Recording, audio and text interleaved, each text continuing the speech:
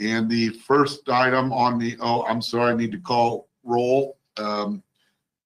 Mayor Dennis. Here. David Byers. Here.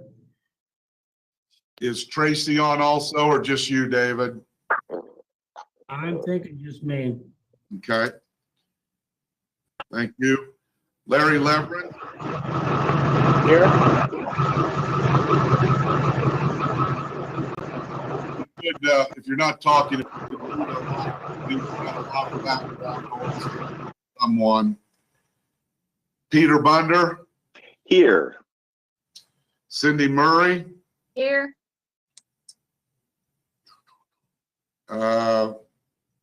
Is Julie Ginn on? I guess that says no. I'm sorry. And then it looks like Travis Cole is on for Shane as his proxy. Yes, sir. Okay. All right. Thank you, everybody. That gives us a quorum. Hey, First, Tony, Ben Murray from City Bus is here too. well, they have no by your name. That was last month. Well, okay. Well, I got the one for March 10th, and Julie's got the expired. Anyway, thank you, Ben, for being here today, and we'll show you present. Tony, Kevin Underwood from County Council is here as well. Okay. Well, yours was totally blank, not yes or no, so I'll write yes in there. Okay. Thank you, everybody. I think we've got the roll call sheet figured out. I certainly appreciate that. The first item on the agenda is the approval of the minutes from the February 10th, 2022 meeting. Those have been communicated to you, and I would entertain a motion for approval. So moved. Do I have a second? Second. All right. Are there any questions, changes, or Scribner's errors? Hearing none. Mayor Dennis. Aye. Kevin Underwood. Aye. David Byers. Aye. Larry Leverance. Aye. Peter Bunder. Aye. Cindy Murray. Aye. Ben Murray. Aye. Travis Cole. Aye. Thank you. The minutes are approved. The next item on the agenda is Resolution T 22-03, resolution to amend the 2022 to 2026 Transportation Improvement Program. It's a Tippecanoe new countywide bridge inspection project for 2023 through 2025, and Doug will be handling the presentation. Good afternoon. This is a fairly simple and straightforward resolution to amend the TIP. As the mayor mentioned, this is a project regarding bridge inspections. The county is required to inspect bridges on a cyclical basis, and the current inspection program, we are in the last fiscal year of it. This is the new program, and it's for 23, 24, and 25. The Technical Transportation Committee reviewed it last month and recommended adoption, and APC staff is also recommending adoption. Are there any questions or comments that I can assist with? All right, thank you, Doug. Like you said, that's pretty straightforward, so thank you. We'll go ahead and take a roll call vote on approving this resolution. Mayor Dennis. Approve. Kevin Underwood.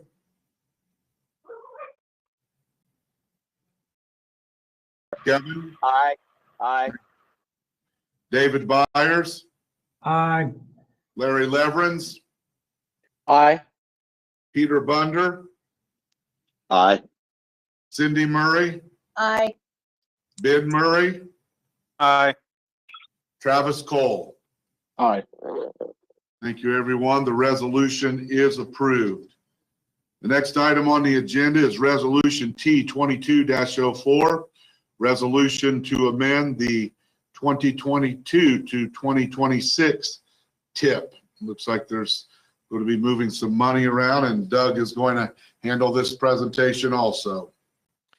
Yeah, this is actually a fairly exciting one in that as an outcome from the Infrastructure Investment and Jobs Act that was passed last year, we will be receiving an additional, or at least an estimated, $1,020,799 in federal funds, not only to allocate road projects this year, but also for 23, 24, 25, and 26.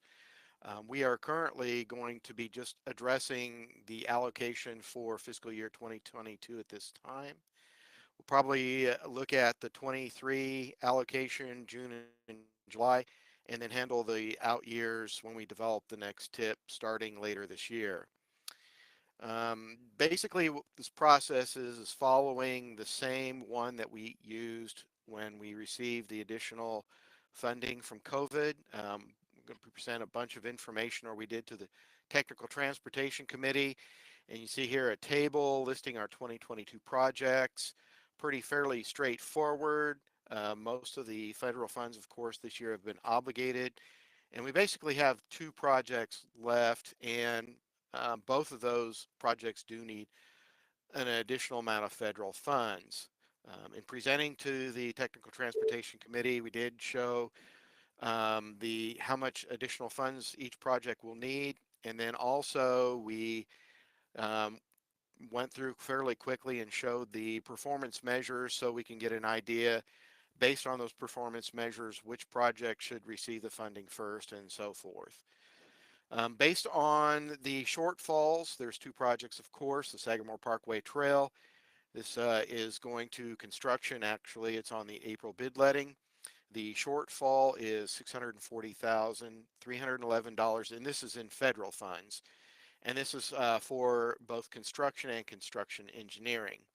With these additional funds, it will fund construction engineering and construction at 80% of the estimate. Likewise, for the Morehouse Road project, the project is now in the right-of-way phase, and we have already obligated the federal money that is programmed in the tip, but again, additional funds are needed. And you see the additional amount, $262,675.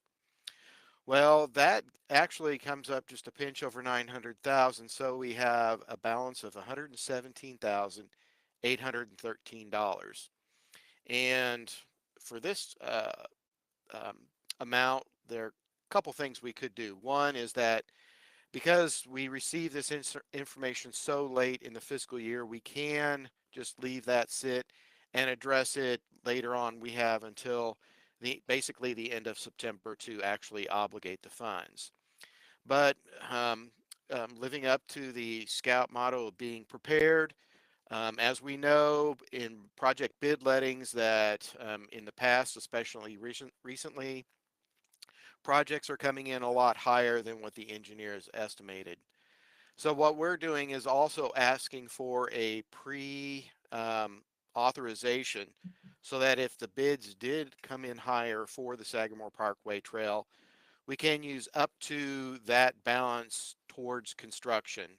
We hope that, we can use these funds later on, but just in case the bids do come in higher, we can go ahead and then do a tip modification and just move these funds right over to the project. So basically asking for your pre-authorization. So the Technical Transportation Committee did review this, and we went through all of the information. They did recommend the allocation of the funding to the 2 projects, and then as a backup plan in case the Sagamore Parkway Trail does need the additional funds, we can simply move that over. APC staff is also asking for your recommendation or for your approval of this amendment. Are there any questions or comments? I know this is a lot of information, so please, if you have any, ask.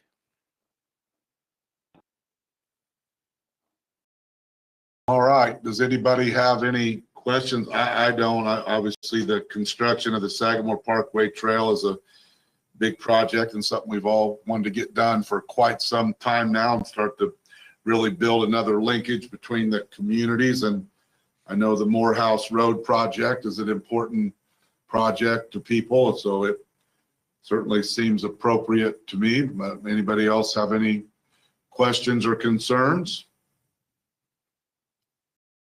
All right, hearing none, we'll roll call vote. Mayor Dennis, Aye. Kevin Underwood, Aye. David Byers, Aye. Larry Leverance,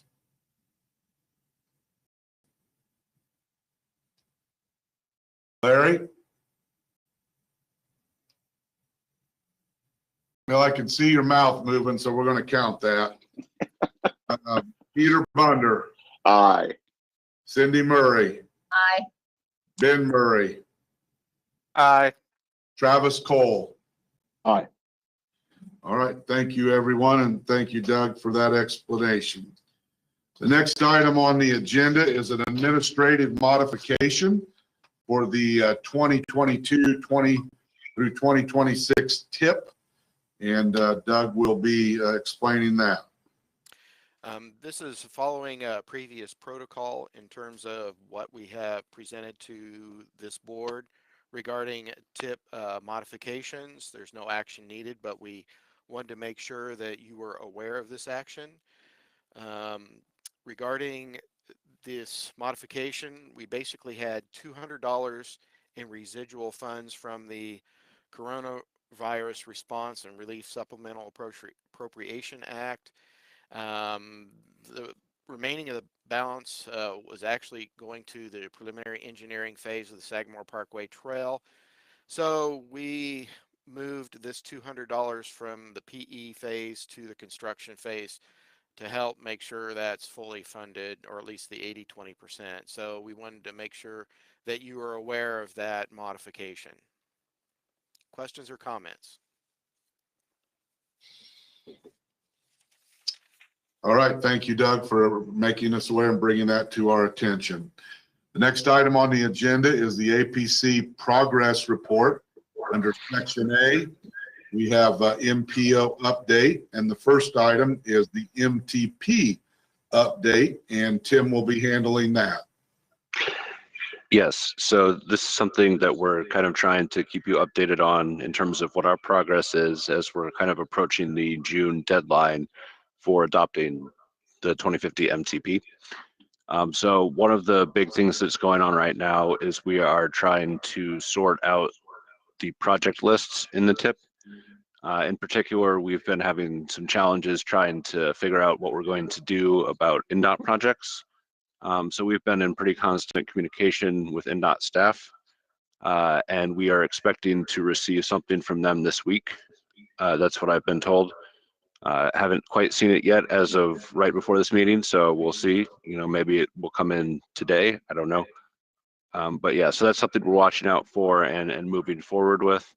So that's kind of one component that we're working on. Additionally, we're working on some of the kind of technical sections of the MTP. We have finished the transit section. The draft of that has been completed and it is in the plan. We are almost finished with an environmental resilience and sustainability section. We are anticipating that to be a draft of that to be done by next week. So that should be reviewed pretty quickly after that and be able to be incorporated into the plan. And then we're also working on a safety section, you know, looking at crashes, and not only crashes just on the road, but all types of crashes. And that's moving along pretty well as well. So we're anticipating that to be completed soon and be able to get that in the report as well. So those are some of kind of the major sections that we're working on right now. Additionally, kind of the third thing that we're doing is we are looking at how we can get some public meetings set up. So we have been trying to gather public feedback primarily through surveys throughout this process, which has been pretty good. I think we've gotten some good feedback, but we do want to kind of have an opportunity to host really what I would call a public Q&A type of session so that people can come in and get some questions answered about, you know, what is this plan? What does it do? How is it going to change things in the community? Those sorts of things. So we're looking at holding some public meetings near the end of April. We're trying currently to secure sites for those. So we have at least 2 in the works right now that I think are looking pretty promising. And kind of what we're trying to do is make sure that we get some sites in different parts of the community, and perhaps different times of day, even when we might hold these meetings, trying to basically just make sure that a lot of different people get the opportunity to come and ask us questions if they so desire. And if they don't, then that's fine too, we understand, but we want to at least make sure we're providing a fair opportunity. So that's kind of where we're at with the MTP. Things are progressing well, I think, but I would take any questions from anyone at this time. All right, thank you. Any questions for Tim? And Tim, thank you for your work on that and making sure that we do have enough public outreach opportunities that people do have an opportunity to discuss it if they choose to do so. Okay, hearing no questions, we'll go to Doug for a Teal Road update. I'm very interested to hear what he has to say on this one. So, Doug. Earlier this week, I reached out to the NDOT project manager and asked what the current status of it is. And the good news is that, yes, next month, hope you're sitting down, construction will begin. Construction actually, Reith Riley will begin at the western portion of the project's limits, basically with the storm sewer installation from Old Romney Road to 4th Street. So expect the signs to go up here in a little bit and construction to begin. So good news. Doug, thank you. Was there anything else? I mean, maybe I've misunderstood this. For some reason, I thought this first year they were actually going to be working on the 18th Street intersection and the 22nd Street intersection. Is that part of this year also? Or is the only thing this year the installation of that stormwater pipe?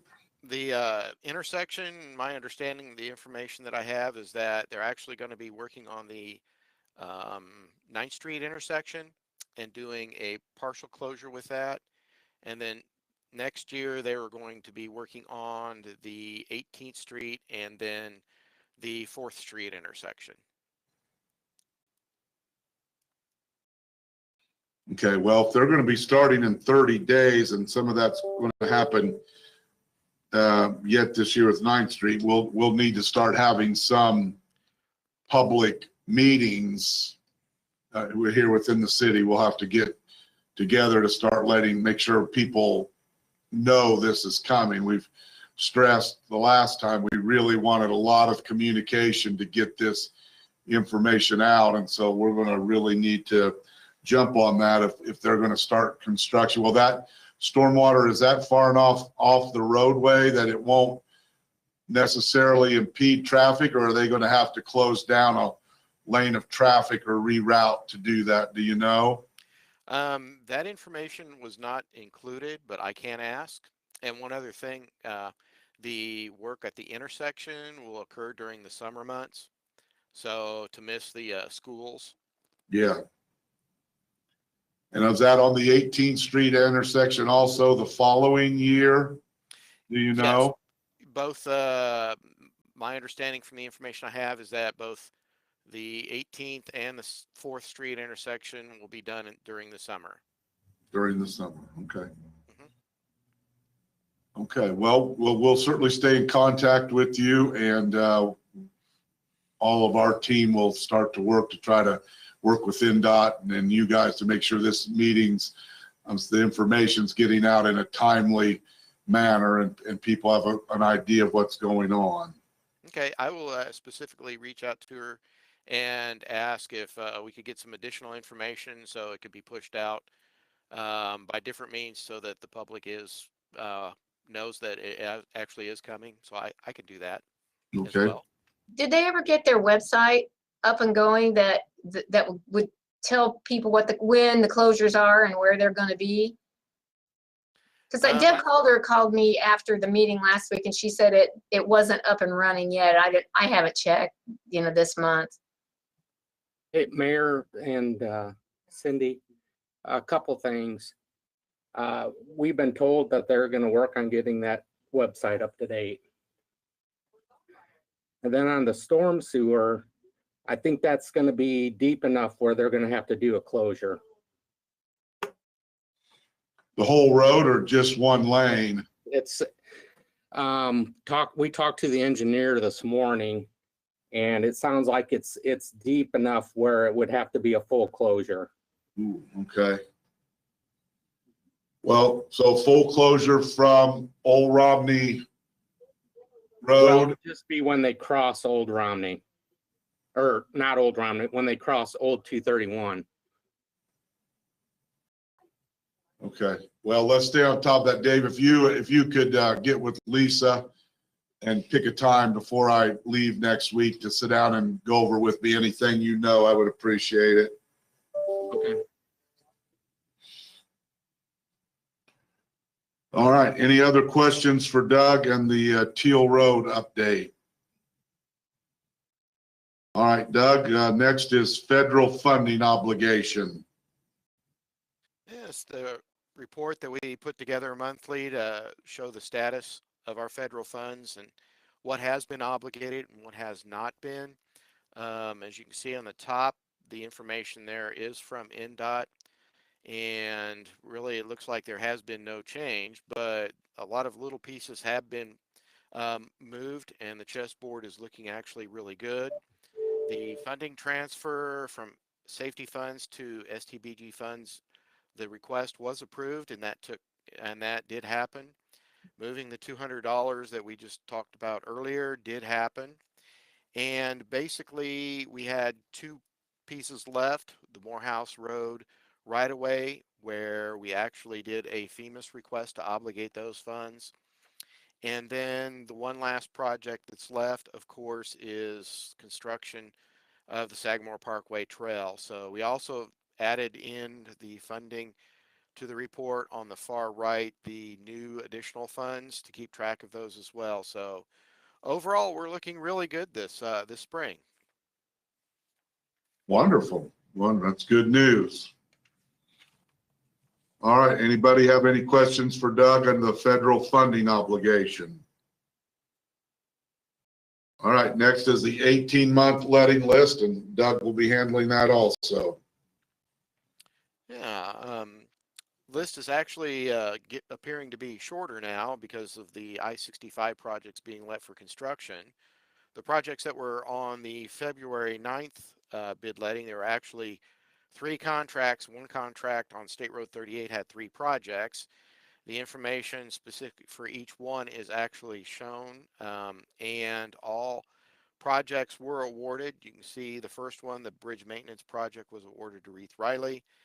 Again, Reith Riley was awarded the projects on State Road 38, and then the district-wide project was awarded to Surface Preparation Technologies, LLC. So you can see the engineer's estimate, the construction bid that the companies put in, and then the contract completion date. So that's the information from the February bid letting.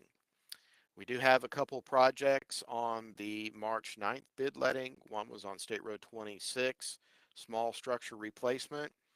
And there was one bid submitted from Milestone, and the bid that they submitted was under the engineer's estimate. So fingers crossed, that looks like that's a go. The other one, scour protection on State Road 25, there were 5 bids. The engineer's estimate was $385,000 and change, and the low bid was from Five Star Company for roughly $10,000 less. So looks like that one is good to go as well. Of course, the excitement, project number 8, Sagamore Parkway Trail, for an April letting. I did look at that and actually confirmed that it is on NDOT's bid letting. Matter of fact, pulled up the bid letting information, and it was the first one. So it's exciting to see this one get this far. Project 9 and 10, kind of a little head scratcher here, but it looks like there may be a June bid letting. Correct me if I'm wrong, Travis, but these projects move from an April to June bid letting according to the 18-month letting list. And then if you look at the remaining projects, they're pretty much all on track, except for the one the district-wide ITS program. That's been pushed out, and that's the very last one on 26. That's be happening later on. So otherwise, all the other projects are staying on track. Questions or Doug, comments? what were the ones that you said were a head scratcher and why? It's kind of small. Auxiliary lanes, Excel and on 52. Yeah, the acceleration, deceleration lanes on US 52 South, and these are at various intersections where you'll have turning lanes installed. You know, when you're coming to the county road intersections where you'll be able to pull off and actually have a left turn lane and then make the left turn safely, or coming up to the intersection, you have a right turn lane and then you can decelerate in that left turn lane to turn left. So basically improving the safety of these various intersections. And they're sprinkled throughout the whole southern part of the county. Well, that seems like a good thing. It's just something we wasn't anticipating. It's been on the radar for a while. It's just these been small projects and just adding the turn lanes. It's not going to be a reconstruction of the intersections. It's just adding the additional turn lanes. Gotcha. Okay. It is uncommon for us to have a June letting, but to help better balance our overall year, we find that to be necessary with the size of our current program. Okay, great. Thank you very much for that explanation. We appreciate it. So that's part of what was unusual, is just the fact that it was a June letting. Yes. Okay. All right. Anybody else have any questions for Doug and any part of the 18-month letting list, or Travis? All right. Thank you, gentlemen. Next item and the final item is the quarterly reports and the tracking summary, and Tim will be handling that. Okay, so as usual, I'm not necessarily going to cover every project. I'm just going to kind of try to hit some of the highlights. But if anyone does have questions about a project I don't cover that's on here on the list, please do feel free to ask, of course. So I guess the first thing I want to highlight is the first couple projects. So the NOT for the Klondike Road project has been submitted. So this project should be closed out by next quarter. And Lindbergh is not far behind. The NOT is about to be submitted for the Lindbergh project as well. So looks like those two projects are just about wrapping up. So very good to hear. I'm glad that those are in their final stages. So regarding the North 9th Street Road Bridge project, a consultant has been selected, and the schedule will be adjusted in the next quarterly report to kind of reflect some of that. So it looks like that project is moving forward as well. River Road at 500 North, construction will be resuming on that very soon, once the weather kind of allows for that. And that should be wrapping up in this construction season, I believe. Okay, other than that, as far as county projects, the environmental report for the McCutcheon Pedestrian Safety Project should be complete by next quarter. So that's going to be a pretty big milestone for that project. And as well as what Doug covered earlier, the kind of the next cycle for the county bridge inspection program has started. So that's moving along as well.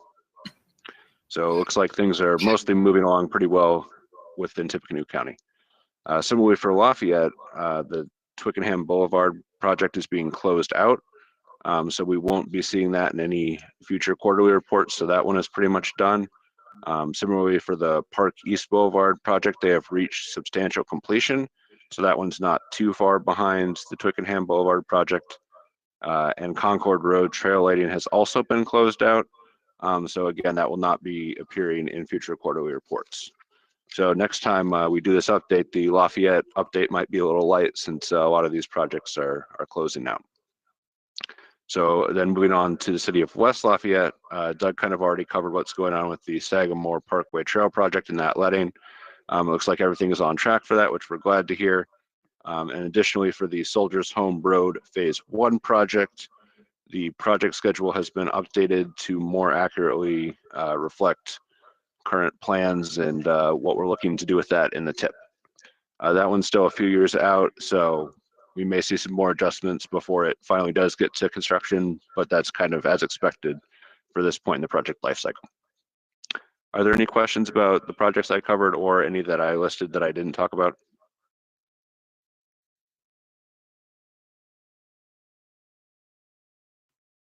All right, thank you, Tim. We appreciate that. All right, is there any other business, anything from any of the board members or David or any of the APC staff? Anybody else have anything to bring forward?